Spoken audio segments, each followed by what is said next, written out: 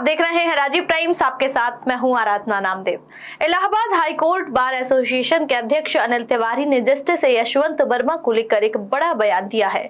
उन्होंने कहा है कि अगर कोई सामान्य कर्मचारी के घर से 15 लाख रुपए मिलते तो उसे जेल भेज दिया जाता, लेकिन जज के घर से 15 करोड़ मिलने के बाद भी उन्हें कोई सजा नहीं दी गई, बल्कि घर वापस भेज दिया गया। आपको बता दें कि अनिल तिवारी ने चेतावनी देते हुए कहा है कि यदि जस्टिस यशवंत वर्मा इलाहाबाद आते हैं तो कोर्ट में कोई काम नहीं होगा। उनके इस बयान के बाद वकीलों के बीच भी इस मुद्दे को लेकर चर्चा तेज हो गई है। हाल ही में एक सिटिंग जज के आवास से 15 करोड़ रुपए बरामद किए जाने का मामला सामने आया था, जिसके बाद यह विवाद खड़ा हो गया कि वकीलों का कहना है कि न्यायपालिका की निष्पक्षता पर इस तरह के मामलों से सवाल उठते हैं और दोषियों पर कार्रवाई होनी चाहिए।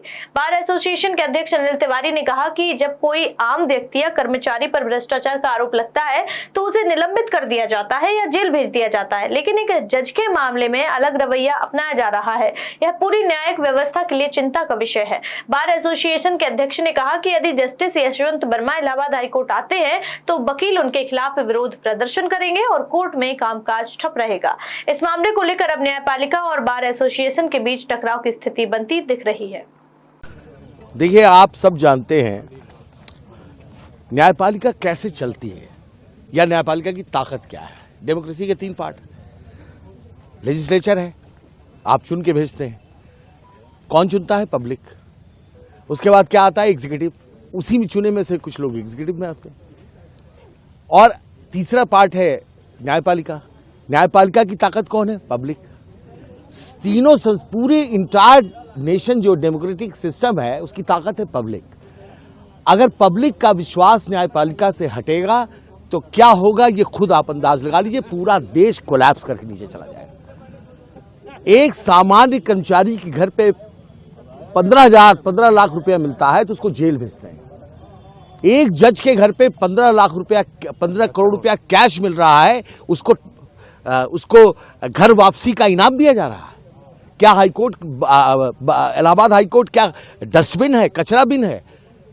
करप्शन के खिलाफ हाईकोर्ट बार बिल्कुल स्ट्रांग फुटिंग पे खड़ा है। हम उसका स्वागत यहां नहीं होने देंगे। उनका ज्वाइनिंग अगर होती है, we will sine die the high court, lawyers will abstain from work.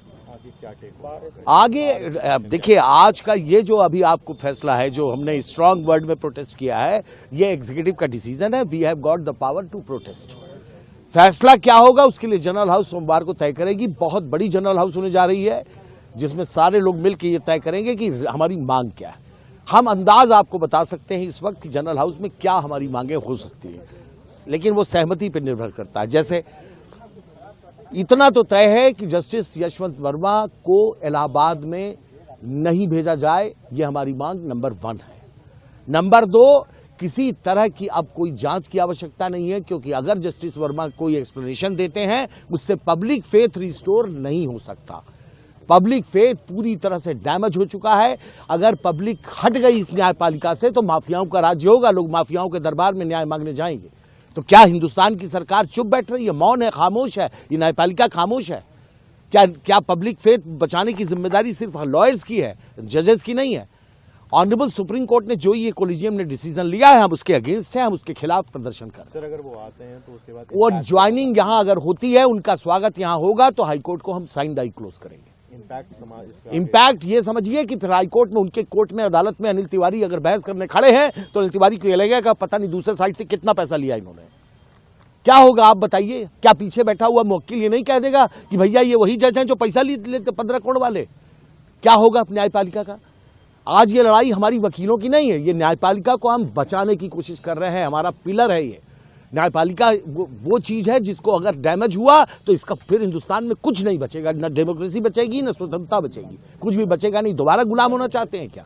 सब कुछ न्यायपालिका। मेरी दूसरी बात यह है कि मैं तो एक स्टेप के आगे की बात कर रहा हूं।